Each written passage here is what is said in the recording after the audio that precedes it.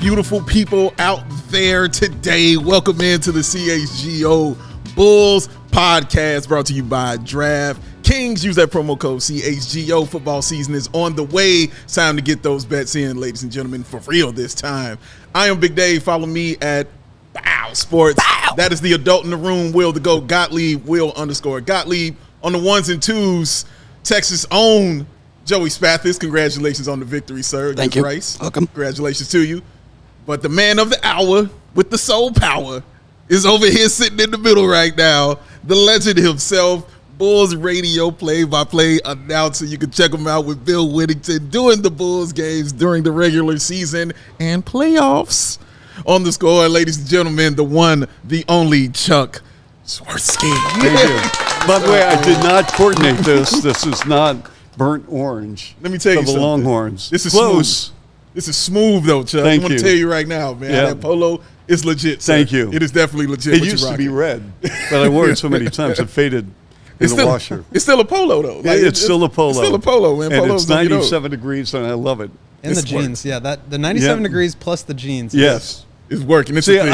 I had no idea about the dress code here. We keep it extremely told you. casual. I know you told me no dress code. No dress code. But I didn't understand what that meant.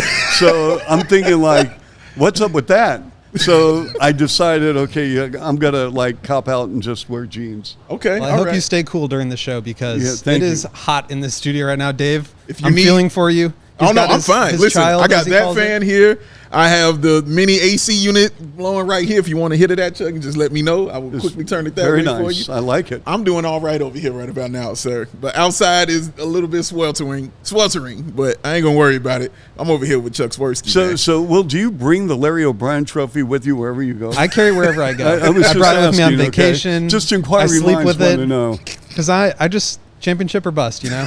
Honey, we're home. That's how he rolls, great. man. Thank you. You know, I wanted to ask so many things I always want to ask you, man. Anything. I wanted to go back a little bit when you were calling games in Toronto because you had one of my favorite calls ever, which was the Mo Peterson buzzer beater. Because that was honestly my first time and probably everybody's first time on the national stage. The one where he threw the ball up. Yes, and Michael then Ruffin. Yes. Oh my and every God. time I see didn't know Michael Ruffin, that was your call. That was his call. Yes, it was his. And how genuine was that reaction? Because I believe you were like, I don't believe what I saw. And the Onions came out. It was the first time we had all that. A little background on that. If you watch the tape, if you go on YouTube and you see the highlight of that game, it was Washington with the Raptors and Wizards. Eddie Jordan is the head coach of the Wizards. And if you see the play develop, where missed free throw and then all of a sudden ball thrown down the floor, Eddie Jordan is walking to midcourt to shake hands with Sam Mitchell saying, hey, you had a good game, but we won, goodbye. And then Michael Ruffin inexplicably just threw the ball up, and then Mo Pete came down and boom. And, the thing is, Mo Peterson was a left-handed shooter. Yes. He did everything left-handed. It's amazing. One day I asked him, I said, Mo, do you ever use your right hand? Do you eat with a fork with your right? No, everything's left. But he is a great guy, number one, even though he went to Michigan State. And so I'm just saying that was a miraculous shot. Yeah. Was that the Onions, baby Onions? Like, that was our first time hearing it. How long had you been using that? Well, okay, so everyone thinks Bill Raftery actually started Onions. That's not necessarily true. The first time I ever heard Onions was the late, great Ray Meyer. Mm-hmm. So we are doing a DePaul game, and off the air, and this is before Raftery became a legend. Yeah. But so coach is looking at me, And he goes, yeah, that guy has onions. I had never heard that before. And I said, what? He goes, onions. I said, oh, okay, those onions. And so I started, I went to Joey, his son. Joey Meyer, apparently Coach had used it a couple times. And then, of course, when Bill Raftery became a nationally known figure in the broadcasting world and started saying that, and then I kind of tweaked it a little bit, and that's where it all kind of started to morph into one. Can we pull that video up, Joey, or are we going to get fined by YouTube or something? No, it's everywhere. The latter. It really is. By YouTube. The Mopey. Yeah. Okay. But dude, I just want the people to be able to know what we're talking about here. So if we can't pull it up, you should go pull it up on YouTube. Go find it out. I'll put the link in the chat. Okay. There it is.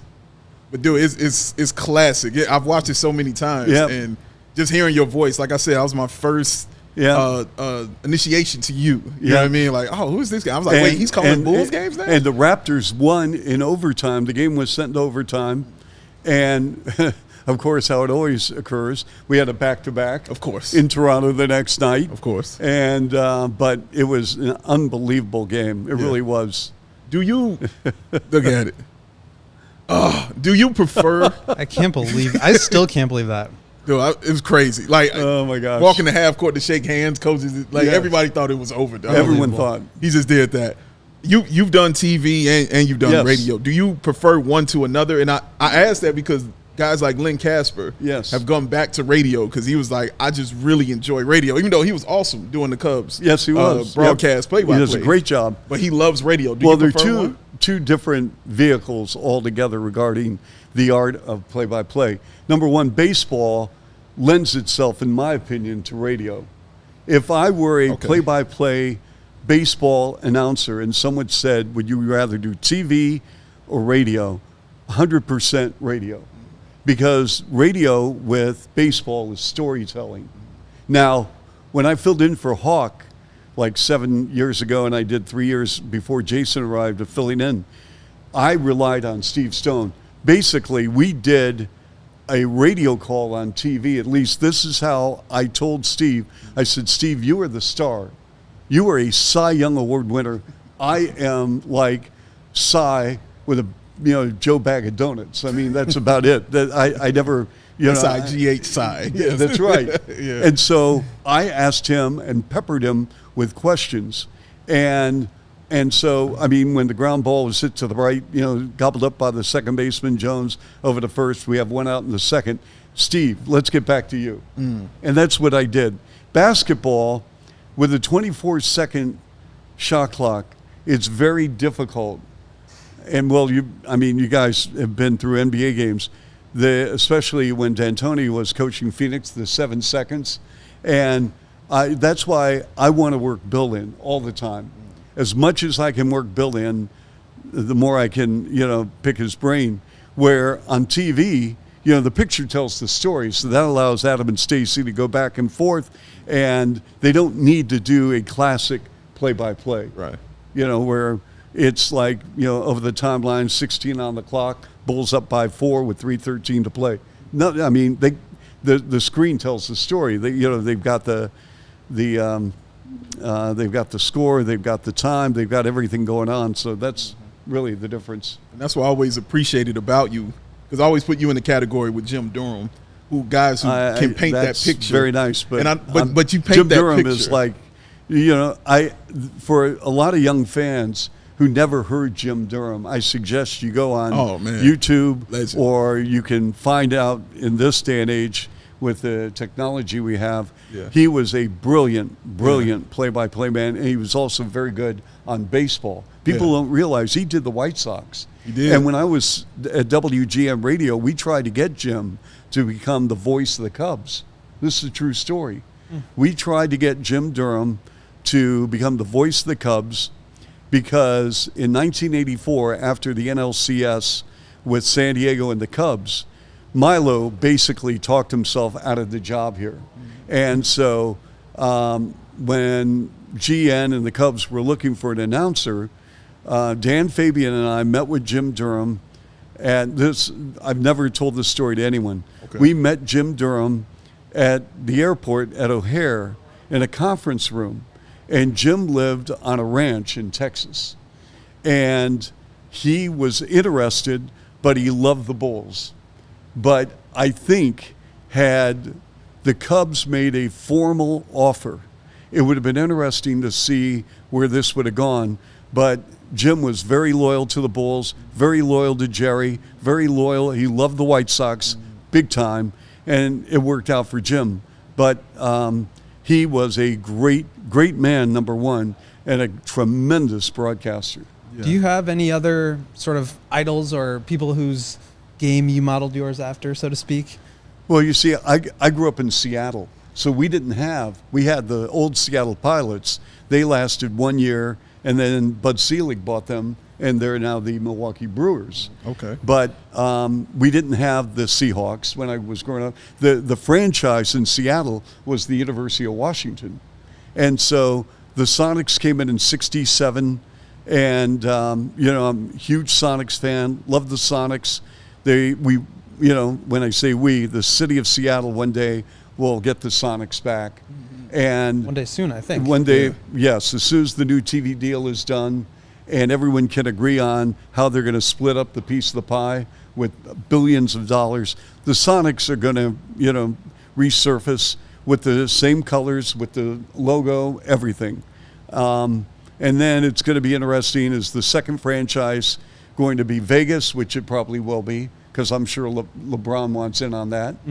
And but as far as broadcasters, Bill Schonely, who was the voice of the Trailblazers, was in Seattle for many, many years doing hockey, the Seattle Totems of the old Western League.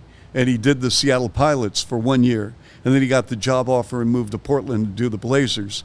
But so we didn't really have a lot of homegrown talent.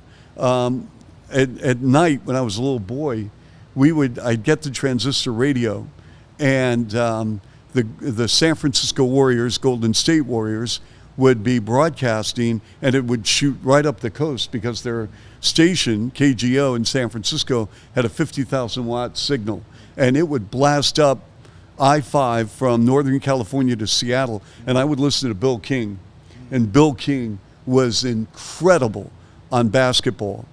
And then I got my internship in Cleveland at NBC, and I worked with Joe Tate and Herb Score during the summer, and they did the Cleveland baseball team, now the Guardians, but back then a different nickname. And so, Joe Tate was unbelievable talent, as he did not only the baseball, but he also did basketball with the Cavaliers. Jim, and correct me if I'm wrong in asking this, but you've seen or called every game Vince Carter and Tracy McGrady. That's correct. Played. Did you have an idea early on of what T-Mac would be? Yes. 'Cause I think we all knew what Vince was, but guys like me, I didn't know T-Mac was going to be that. I knew it. I can tell you that because, number one, he loved the game. Like Vince loved the game. Both of them loved the game. And in those days, you signed a rookie deal. It was 3 years, and then you were a free agent. Right. And when it became very apparent that McGrady had taken his game to the next level, and that started to come in his second season, midway in his second year. And looking back, you can look back, but really the Raptors should have given McGrady max money. I think he would have definitely stayed had he been offered max money in his second year. But it was too late by the time the third year rolled around and everyone was on to Tracy McGrady. And it came down to Orlando and it came down to the Bulls. And we'll never know the greatness of those two together because I think Tracy wanted to be the guy and Vince was the guy after his rookie year. But one thing about Tracy is that, he was a first ballot Hall of Fame player. True. And, the record speaks for itself. He wasn't a good player. He was a great, great player. And he and Vince, they didn't even know they were cousins. One day they were just having I remember learning that. They were having a general conversation. You know that person? Yeah, she's my aunt. What? Yeah. And that's how they found out. That's crazy, man. And that's what. Did you have a favorite Raptor Because there were a bunch of great ones to watch. There Who's your were. favorite? I mean, I don't have favorites because, number one, times have changed. But when I first came to the NBA, which was Vince's rookie year and McGrady's second year, we could get really close to players, and you could find out a lot about. I mean, I did 18 years of college. I did DePaul with Aguirre and Cummings and Comegys and Rod Strickland and Kevin Edwards and that group. And then I went to Michigan at the tail end of the Fab Five, and then the class with Tractor Trailer, rest his soul, and Maurice Taylor and Maceo Bast in that group. Well, when you are in college doing college games, you're there sometimes for recruiting visits. You're there to meet the parents, the girlfriend, whomever. In the NBA, I mean, this is business. Yeah. This is big business. So, I mean, I got to know Vince's family. I got to know a lot of players. But now, I mean, these players are corporations. And it's hard. And listen, I have a job to do. And my job is to broadcast what I see in front of me on the floor. My job isn't to go, clubbing with players. Number one, I'm old enough to be their dad. So, I mean, those days are long gone. Peace. But, as long as a player is respectful, professional, kind, and considerate, that's all I want. Right. And you know what? The players are. I've never had one issue with one player, not only with the Bulls or the Raptors, because I do my job. I've got a job to do. Here's a pregame interview. Here's a halftime interview. If I see them in the hotel, hello, how are you? It's not war and peace. It's just small talk. And then I let them go because, I mean, they've got lives too. The last thing they want is somebody that's going to start asking them and peppering them with questions. That's not my thing. Yes, sir. We got a question in the chat. You guys can drop your questions in the chat. Also, Joel wants to know, what's the toughest part about your job calling Bulls games? My toughest part of calling, well, number one, I'm very grateful and I'm very humble, and I appreciate the fact that I can still do this and that they've given me the opportunity to do it. So I wouldn't say, the travel doesn't bother me. I still have a ton of energy. I work out every morning. I try and get enough sleep, and I eat the right things. So, I love my job very, very much, and I don't take it for granted. So really, there's nothing about the job that I can look back and say, wow, we're getting in at 1:30 in the morning. I've never complained about anything. Wow. Is it working with Will, though? You can tell me. No, well, I'll tell you what. When Will, see, we have these media scrums. You know me, Will. And so Billy Donovan speaks at 5:15, and then the opposing coach speaks at 5:30. Am I right, Will? That's correct. Okay. And so Will is very thoughtful. Yes, he and he is. puts in a lot of great content. True. And he knows the game, obviously, and he will ask questions beneath the surface, not on the surface, beneath the surface. And that's his job. Yeah. But one thing is he's very well respected, and I think that he goes into a media setting without agendas, but looking for answers to questions that are relevant. I really appreciate that, Chuck. No, and I'm being very honest. And it's the same with you. Whenever we're in a pregame media or even in the locker room postgame, you can tell, one, how many people know you and your work. Anytime it's a visiting coach or TV broadcaster, whoever it is, talking with you, asking you questions, you always, I think, try to get in, because sometimes it's like a college-related question or something like that, and just you'll get some really honest, good answers from coaches, and they know and respect you. I'm curious, just going back to the Mo Pete thing, because I just find that so interesting. And, this is obviously a Bulls podcast, and I'm curious about this team. Is there a play or a game or a playoff series or something like that that maybe stands out to you as being a favorite memory, but also like a favorite call of your own? Yeah. Well, Will, when I reflect on my career, and hopefully it's not over. Many good ones to choose from. from. I want to keep going. Yes, but please. The Coby 81 game. Yeah. Oh. So this was a Sunday night at, it's been renamed, but it was Staples. And the Lakers are an above-average 500 team. Not a lot of stars. They had Lamar Odom, but they also had Chris Mem, Smush Parker. I mean, Smush, yeah. And I like Smush, but I mean, it wasn't like a Hoops grid star, star-studded team. Smush Parker. And I think Kwame Brown was on that club. Oh, no, the legend. So here Coby is, and it's a Sunday night. There are no A-list entertainers there whatsoever. And the Raptors are up by like 18 early in the third quarter. 18 in the third quarter. And I mean, we had like Bosch was on the team. We had Matt Bonner, Mike James, Mo Peterson, Jalen Rose, and Joey Graham. And so all of a sudden there was a play.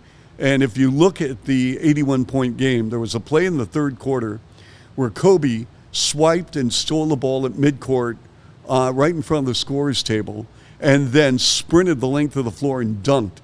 And all of a sudden, anyone who was like sleeping at Staples woke up, and the crowd went crazy.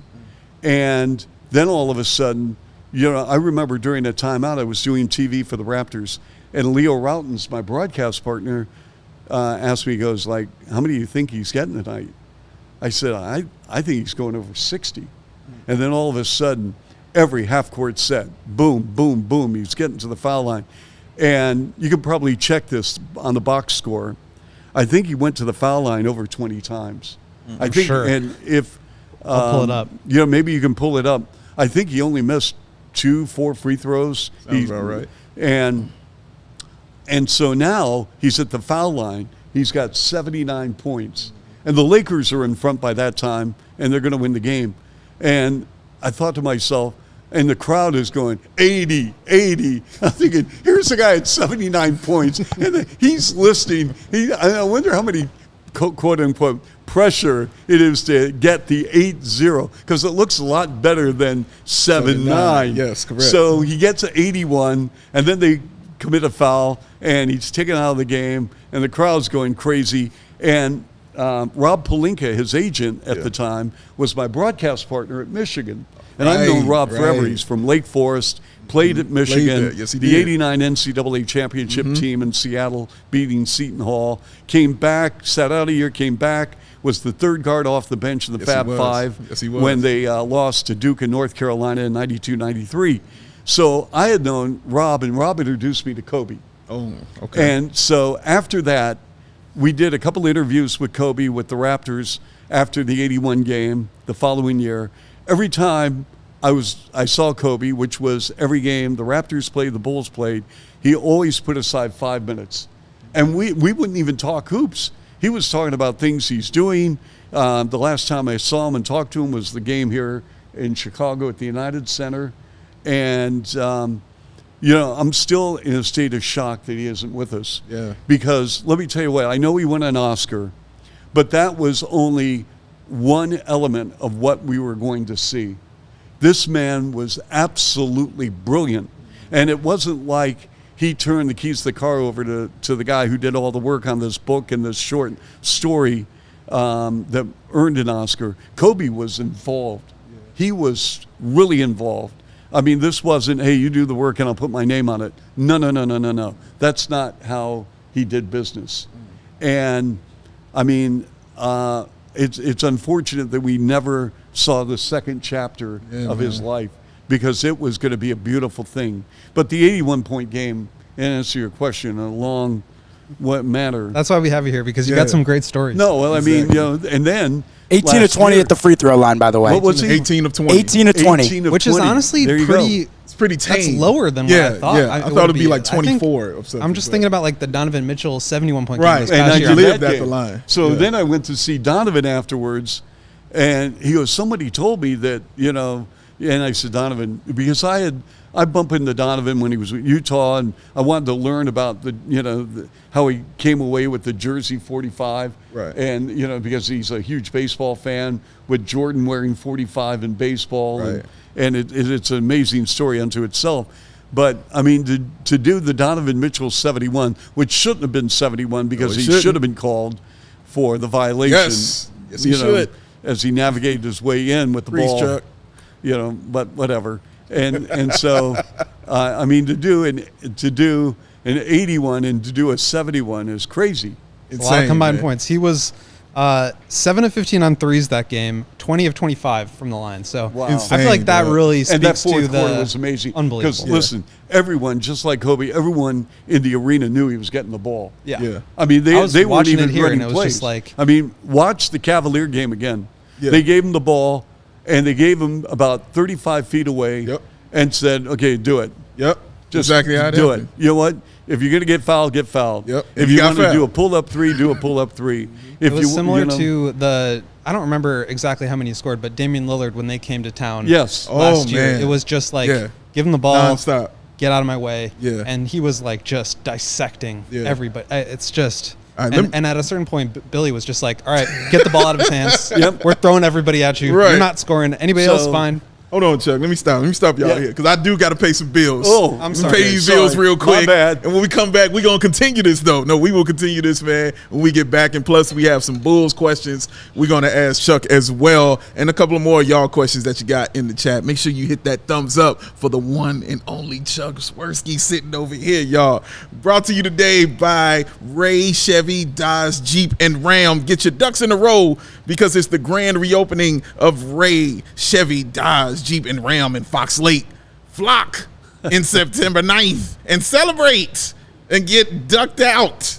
Yes, it's that Get Ducked event with free prizes and your chance to win $1,000. Plus, during Jeep Adventure Days, get employee pricing on all new 2023 Jeep Gladiator models. The grand reopening of Ray, Chevy, Dodge, Jeep, and Ram in Fox Lake is only on September 9th. But the savings, just like Lionel Richie, are all night long. Come on, man.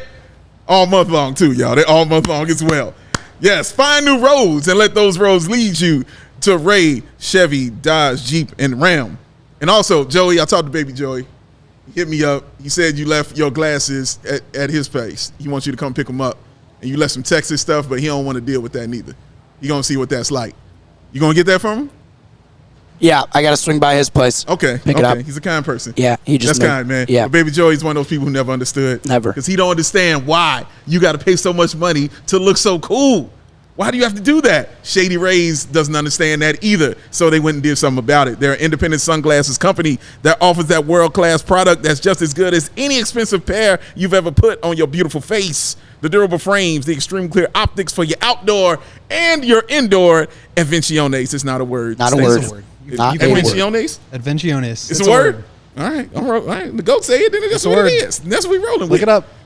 Stay in school, kids. That's not all. Shady Rays offer what I like to call the Matt Peck Lost and Broken Replacements plan. Let's say you throw your hat in anger or joy.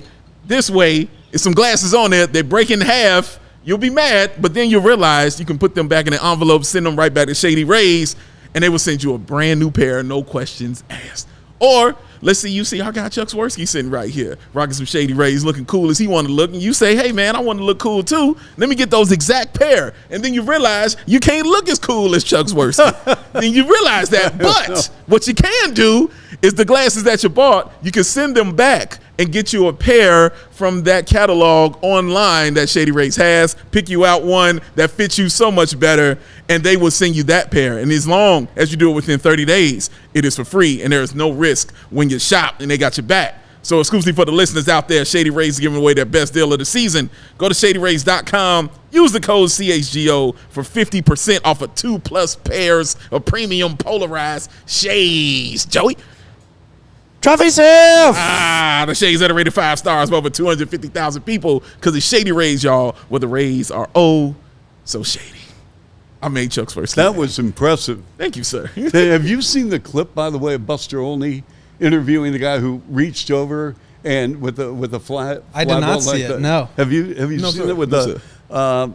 Joe, have you seen it with the foul ball with like the Oh, I know the guy he Bartman? interviewed. The Yeah. interview. I did see Maybe. that. No, I did see that. That was crazy. That was amazing. That guy took over, man. Yeah, he did. That was his show. I want to party with him. Yeah, that's real. No, that's real. Yeah, his son I and saw the everything. play. I with did him. not see the interview. I gotta look that up. No, that was The play, it was really cool. almost like a Bartman, you know, Yep. where the guy Oh, I reached did over. see that. I did see that. The fan interference guy. Yes, Yeah. yeah. Now, and then they interviewed tossed him. Yeah. He came back. Came back. to a seat. I'm thinking, oh wow, great security there. Dude, if Bartman handled it as cool as that, he might not be Bartman. Honestly, that Might dude be- handled that so cool Yeah. and Might smooth, be a man. different I ain't situation. saying he wouldn't have been yelled at and been taken to task, but man, dog, He'd be a it good, was he'd just be a cool how he good guest handled it. to have And on. you know what? True. Let's just say this: the thing, because we just brought up Bartman. I think it's time to put this to rest. I mean, they won a World Series. They did. All right, so this Gotta let it go. Yeah, you got to let it go. They won, man. Just let it go. You the Cubs fan? You Absolutely. I was ready to let it go years before that. Thank you. He was on it, man. Looking for somebody else to blame. That's right. There's plenty Just to go around. have some accountability. Chicago. That's real. I In mean- Chicago, come on now. Yeah, Got plenty of You it. know, when I first came here, one of the worst clubhouses I've ever been were the Cubs, because they had guys that were just like always like in a horrible mood. I mean, like, Dave Kingman was never in a good mood. I mean, here I am, like I'm just right out of college. Introduce myself, Dave Kingman. All right, whatever. Then you go to Barry Foote and you go to all these players, and it was just a bad clubhouse. And I mean, I get it. You're not winning and no one's in a good mood. Right. But it's like, there's one thing. I've been in a lot of good locker rooms where even though you're losing, they're still professional, because that's a part of being a professional athlete, is that you deal with human beings, with whether you're in the media, whether you're staff, and you treat people the way you would want to be treated, right? Absolutely. This is all true, Chuck. It's all real. So Let me get to the Bulls real quick. Yeah. Let me talk about the Bulls. Particularly, let me talk what's going on with two particular Bulls in the FIBA World Cup right about now, man, to see what's going on with them, Nikola Vucevic and Carlik Jones. Yeah, how about that? You see, those are their stats of what they're doing over there. Carlik representing the South Sudan, 20 points, 4 rebounds, 10 assists. Representing Montenegro, Vuc, 19, 8, yeah, 1.2 assists, but that 1.6 blocks is awesome. Also shooting pretty solidly Yes. from the three-point line. Chuck, you've seen a lot of Carlik Jones. yes, I like him. Yeah, I like him too. I mean, obviously the guy's won an MVP. You know what I Right. mean? I would never take that away from anybody. You No. were the best player in the league. I don't care what league it is. You were the best player in that league. For me, that kind of means something. But it feels like he's in a situation where it's just such a guard-heavy I team get right it. about now. Do you see him even getting a shot to get into that roster, or Well- do you feel his story happened somewhere else? Well, I mean, that storyline is not yet written. And I'll say this. Number one, he knows exactly who he is. He's very comfortable with himself as a player. Now, does that mean he's satisfied as far as that he's topped out? No. But I think he understands he can flat out score the basketball. And he plays with a lot of passion, with a very high motor. And you always want to put yourself. Sam Mitchell, when he was the head coach of the Raptors, told me, this is what you signed up for. He, like when Sam was at Minnesota, Kevin Garnett was a rookie. And he would always tell KG, this is what you signed up for. So, there's a big difference and a huge gap between being good and being great. There are a lot of good players in the NBA. How badly, with your skill set, do you want to be great? So when you look at a Carlik Jones and you're saying, okay, like G League, role player at the NBA level, great G League star, but then how do you get from here to here? And in the case, well, he's got a lot of people in front of him, as you mentioned, but you want to put a coach in a position where you got to play him. Right. Okay, where you're forcing the coach, this guy is too good for him to be on the bench as a fifth guard. And so I got to start playing him because he can score. The same thing with any player in any situation where you say, I can't have him sit on the bench. So we'll see where this story is going, but the Bulls are loaded. You look at their depth right now, and you're saying to yourself, probably your 10-man rotation, you can already kind of come up with those 10 players, right? Yeah, absolutely. You can. And so, I think this club is going to be definitely better. I love the addition of Carter and Torrey Craig. I've always been a Torrey Craig fan. I love Javon Carter from his days, not only in Chicago, but at West Virginia. Because if you can't play defense for Bob Huggins, Huggins, yeah. you are not playing. That's I've a known fact. Bob a very, very long time. Cincinnati was like that. Well, yeah. he was in Cincinnati. We were classmates. His freshman year, he went to Stop it. Ohio U. What? And he transferred to West Virginia because he was playing behind a guy by the name of Walter Luckett, who was on the cover of Sports Illustrated. And if Joey wants to call up the Google Walter Luckett, he's out of Bridgeport, Connecticut. He was on the cover of Sports Illustrated in 1972 as a freshman. And the irony of that story is they went to Charlottesville, Virginia, Sports Illustrated. This is when they had one picture on the cover, not regional pictures. And Wally Walker, who played in the NBA and the former president of the Sonics, thought he was going to be on the cover for Virginia. Wally Walker, there you see Walter Luckett, and Wally Walker was going to be the next Rick Barry. Wally Walker thought he was going to be on the cover, and all of a sudden he opens up the envelope, and there he gets Walter Luckett from Ohio U. And Bob Huggins was recruited from Central Ohio. His dad, Charlie, was a basketball coach, and Bob Huggins stayed 1-2 quarters and transferred to West Virginia.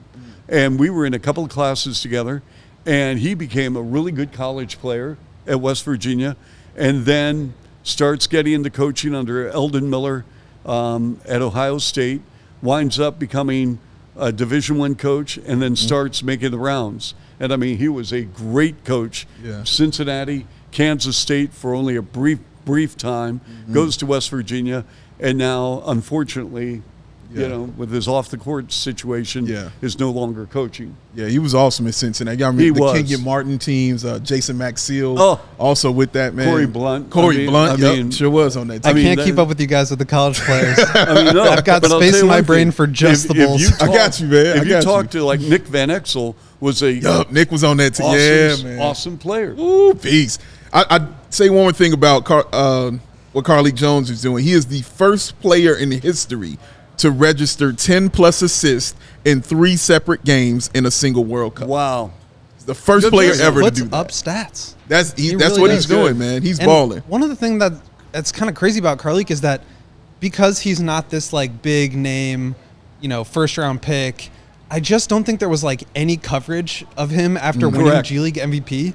So I went up to him after he got the first, because his contract was converted from a 2-way into a regular contract, and he was like doing pregame shoot around. And as he was walking to the locker room, I just came up to him and was like asking, has anybody talked to you about this? Like, are people doing stories about this? What's going on? You And know, he was just like, no, not Let really. me tell you what, the G League is an interesting concept that I love. It's been long overdue. We've had the CBA and we had the D League and whatnot, but the G League now, it's got some coin behind it. Oh yeah, absolutely. And it's like the WNBA. I mean, the women deserve to have charter flights. Without a I'm doubt. sorry, that is a priority. Without a doubt. And so, but like this summer, I took on an assignment with the Canadian Elite Basketball League. 70% of the rosters are made of Canadian players. The rest, 30%, are Americans or international players. And we did a game of the week on TSN, which is the equivalent of ESPN in Canada. There are 10 teams. The team owned by Drake in Scarborough, which is just a burb of Toronto, they won it. And they had some really, really good players on their club. But, I mean, they had teams from Montreal to Vancouver, and they got after it. The G League, my son is a G League coach with Memphis, the Memphis Hustle. And the whole responsibility of a G League coach is to develop players for the NBA. Yes, sir. Okay. They want to win. They want to make sure winning is a priority, but you want to make sure that Kenny Lofton Jr., who is a very underrated player. Gen Zebo. Okay. Gen Z, that's his nickname for him. Gen Zebo. Okay, well, there you go. Gen Zebo. And you're right. is I brilliant. like that. Yes, it's brilliant, And Chuck. so they worked with him. He's got unbelievable mitts, great hands, okay? Big, wide body, very tough to defend. Loves that curl move with the shoulder, the little baby hook just outside the semicircle. And so my son worked with him along with the other players. Memphis is loaded. Their talent development is unmatched. Absolutely. Agreed. And I mean, and you should see the next wave coming. I mean, they got some players. There's G.G. Jackson. Jackson, Laravia, Yeah. Roddy. Ravia. I mean, the list goes on. Yes. Yeah. And so, I mean, that's why their G League team is deep and they're good because they've had multiple draft picks, and they've also now, because they made the trade with Marcus Smart. And, I mean, they're in a position now where Morant's going to miss 25 games, and you put in Smart, and I'll tell you what, when Morant comes back, Smart is probably still going to be in their lineup. Yeah, absolutely. And still having Derrick Rose there, too, as well. And to be that backup. so my son TC worked out with Derek last week and said he's in incredible shape. I believe it, man. And, it's kind of fitting that the circle of life and the planet of hoops basketball, here Derek, in 2007, 2008, takes Memphis to the NCAA title game. Yes, he does. And here he is in the twilight of his career, and Derek is all in about helping young players. Yeah. He is helping these kids in Memphis. You want to work on your game, here's what we're going to do. Here's how you work pick and rolls. Yeah. I mean, it's amazing. He is. He's special, man. Yeah. I'm gonna take one more break, man. We come back, we're gonna continue this conversation with this awesome human being they call Chuck Swirsky sitting over here. Make sure you hit those thumbs up, ladies and gentlemen. Let us know how you're feeling. Keep throwing the questions at us, man. We'll get to it. Brought to you by today, Sunnyside Dispensary. Sunnyside is your home for judgment-free cannabis shopping, a place where all kinds of visitors are welcome to explore, discover, purchase a wide array of high-quality products. Sunnyside has everything you need to elevate your football season, y'all. No matter where you are on your cannabis journey, easy ordering online and in-store pickup, and great, transparent loyalty program called the Sunnyside Rewards. They have so many options. You got the Mindy's, you got Matt Peck's favorite, the Good News, you got the High Supply, and of course, you got the Remedy. You got to have that. So through October 15th, head to sunnyside.shop, use the code CHGO25, that's CHGO25 at checkout, for 25% off your total order, one use per customer, not stackable with other promotions. That's not only for new customers, though. Anyone can use that code. If you walk in with that code, 25% off is what you're going to get, y'all. So pick up everything you need to elevate your summer. It's Sunnyside Dispensary. Must be 21 and over or Illinois Med card holder. And when you get that, the other thing you got to go grab is some of your Goose Island. You got to have your Goose Island on your Sundays. It's necessary. CHGO supported by Goose Island, y'all. Been Chicago's beer since 1988. That is the Jordan year. And they got a full roster for you, ladies and gentlemen. Of course, the 312 Weedell. They got the whole Beer Hug family. We talk about it all the time. The Full Pocket Pilsner. But now, since it's going in that time, y'all, Oktoberfest is on the way. The Oktoberfest Goose Island beer is here. Oh, get you some of that. Refreshing. So grab an ultra fresh beer at the Goose Island Original Brew House on Clybourne Avenue in Lincoln Park, or from their tap room on Fulton Street in West Town, because it's Goose Island Beer Company. It's Chicago's beer, the true taste of Chicago. I got to get this Oktoberfest. Man, I want you to do my eulogy. Say it, Chuck. Say the word. Are you kidding me? Impressive ad reads today, Big Dave. Thank you Just very much. taking them all on, all four of them just solo. Man. You should have been here when Matt was out, man. I did them all week. Matt is out all week. Really? Well, I mean, come on. Sorry, I got wheels back. We're in the presence of greatness. But do you see why I don't read ads? Because it's Michael Jordan and But I passed the ball. who's random player on the bench. I got a question for you guys. Walt Lemon. Okay, I got a question for you. Do you think had Charlotte won the lottery, Jordan would have sold? Oh, That's a good question. Great question. I was curious why the news that he was going to sell came out before the lottery. And I wonder if he couldn't have gotten a lot more money for him if they had won it. That's a great question. So I guess my answer is no, just because the news had already come out. Right. But if it were me, and I don't really know what I'm talking about with regards to money and selling billion-dollar enterprises, but that might have been my strategy. Might have been your there. move. Yeah. I trust you with $1 billion enterprise, Will. I trust you. I wouldn't. I trust you, man. You ain't spending nothing. I trust you, man. But you're going to have good players. You're going to have a team, bro. And they're going to be young, and they're going to be athletic. I still and it's think gonna be they should small have ball. drafted Scoot. Yes, without question. Absolutely. I love question. Scoot. Absolutely. I still don't know why they I would didn't. have gone with Wemby without any question. Yeah, no But doubt. Scoot, had I had the second pick in the draft, Absolutely. yes. I wonder, it's the kind of thing that makes you wonder, like, when it seems like everybody universally disagrees with the decision that a team makes, I kind of start to think, like, are we crazy? Like, what are you guys seeing that we're missing? Because Right. obviously you guys are the professionals. You know Right. what's going on. You know how to do the scouting. Like, you have all the inside information in terms of interviews and, like, understanding these people's backgrounds and families and all this stuff. What are we missing here? I think it was all LaMelo, to be honest. Like, I just think they want to ride with him and give him an opportunity. Well, they give not Max, anybody so in they're his going to way. have to ride with him. Yeah, come on, And, Chuck. the thing is, we talked about injuries and players. I mean, you know what? Melo's he's got to stay on the floor. Yeah, he hasn't been healthy. He's been hurt the last couple of years. Yeah, he hasn't been healthy, man. We got to see. You have to, sooner or later, and this is what I appreciate what Patrick did and Vuc and Zach. I mean, you got to have sustainable effort, not only like to show up every game, which they did, but I mean, they had pretty good years. I thought Patrick Williams, I still think he is the key to this ball club. Without a doubt. I love Patrick, and I think he has a boatload of talent.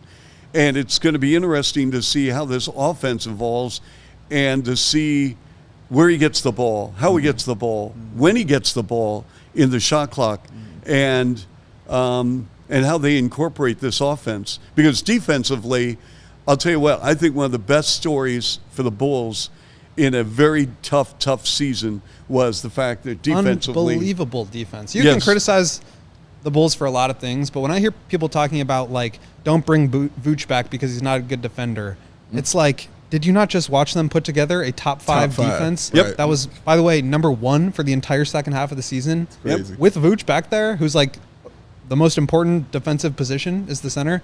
I mean, like I said, you can be critical of this team, but like be critical in the right ways. Yeah, that is not don't the go right against way. facts. And I'll tell you what, I'm glad Drummond opted in. I love Drummond. Because as we were talking about before we started recording here, Vuc played all the 82. Yep. And hopefully we see that again. But if not, you have a very capable backup who can give you a lot of the same stuff, but also some different elements in Andre Drummond. And also get out there and get those steals. That's an underrated part of his game, Yeah, man. absolutely. He'll get you 2 steals a game. He's an athlete. Yeah, he really is.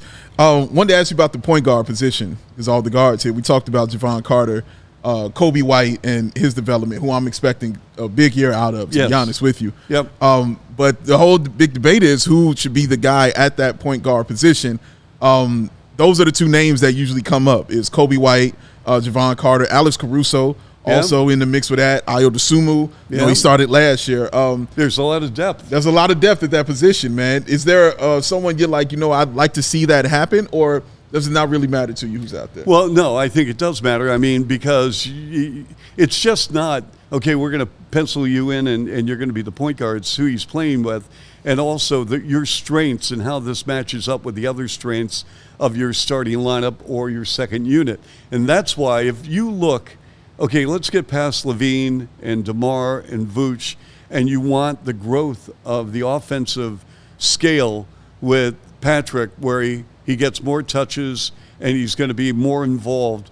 You say to yourself, okay, who can slip into that point guard situation, run, and you don't need to bring the ball up the floor. I mean, they've got guys who can advance the ball over the midcourt line. But who is going to be in a position where he passes the ball, but also plays defense? Yes, sir. To the point where you know what you're getting. And I think Coby, with the second unit, would get more opportunities to excel from an offensive standpoint. I think the same thing would happen with Caruso, who sometimes gets lost on the offensive because he doesn't get the rock. But with the second unit, he dominate, would. Yeah. But you also have the ability to interchange. If you feel Caruso against certain matchups is better at the point, you put him in. If you think Coby's, but players want to know their roles. I think this is going to be a fascinating insight into Billy Donovan's think tank over the point guard. So would you start Carter or Coby? I tend to lean Carter for the reasons you mentioned. I think the defense fits really well into the success that they had with both Lonzo and Patrick Beverley last year. I think that is very simpatico.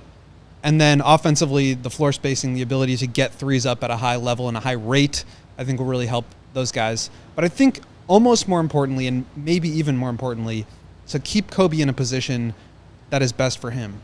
He's jumped around from starting guard to bench guard, from off guard to on-ball guard, and he's just had so many different lives in 4 years as an NBA pro. And we finally saw him really grow into his own last year in a role that was, primarily offensively oriented, but he got to show his improvements defensively. And I just don't want to move him again out of a position where we clearly saw him succeed. I want to continue to let him grow in that role. And then once he feels like he can stretch beyond that, then maybe you're talking about moving him into a starting point guard role. I would agree with that. What do you think, though, about the power forward position? Because you mentioned you love Torrey Craig. I do, too. He was actually somebody that I really thought the Bulls should go after 2 years ago at the trade deadline when he was with the Pacers before he got traded to the Suns. You've got questions about, Patrick and his development. Does he have more opportunity on the bench? What's kind of your make of? I think you got to start him because from an athletic standpoint and from a defensive standpoint, for him to lock into the best 4-3-4 every night and say, that's your guy. Giannis, boom. I mean, okay, opening night, you see Oklahoma City.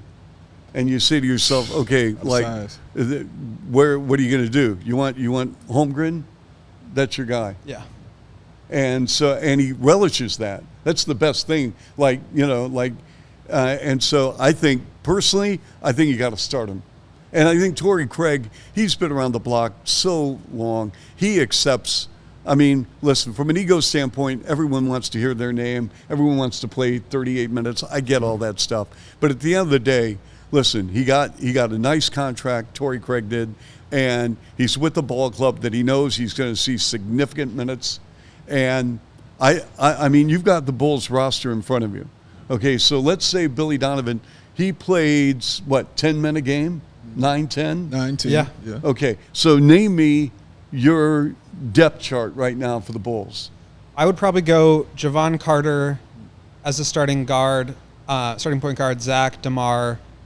I probably go Patrick, but I could be convinced either way at power forward, and then Vuc.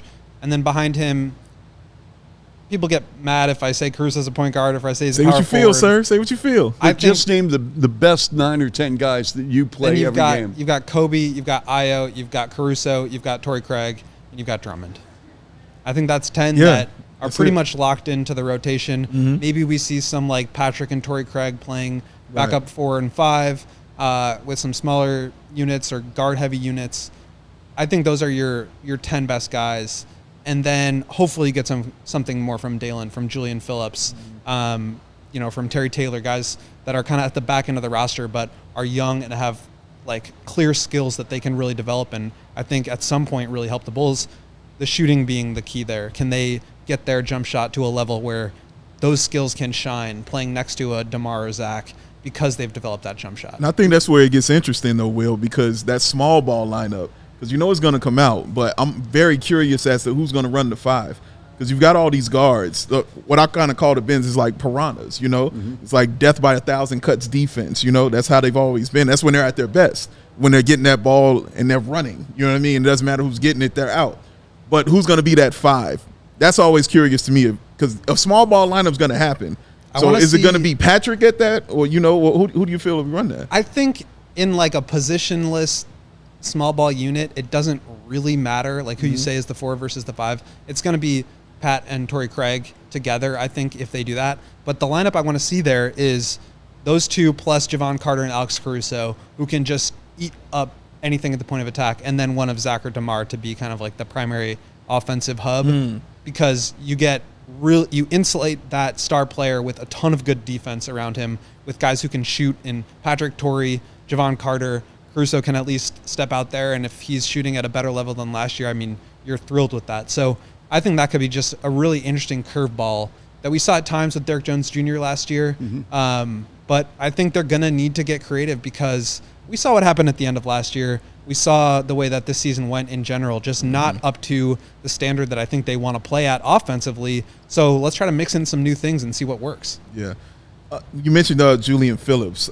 We had his AAU coach on a couple weeks ago raving about him. He feels his ceiling could be Corey Brewer. Was his comparison as far. And he also mentioned a guy I'm sure you know is Stacey Augmon. Yes. Also mentioned him as a comparison. Who do you see watching Julian Phillips? What do you see in the young man, and do you feel he has a shot at getting into this rotation? You know what? Those are two names that you probably took them right out of my mouth. I was going to say Stacey Augmon, who had a really good, solid NBA career. Classic man. Fabulous player at UNLV. Yes, he was. Running Rebels team. Greg Anthony and Anderson Hunt. Oh, man. Anderson Hunt could hoop from Detroit. Beast. And, I mean, Greg Anthony was an awesome college Larry player Johnson, and played, 10-plus years in the NBA. But Stacey Augmon was fantastic.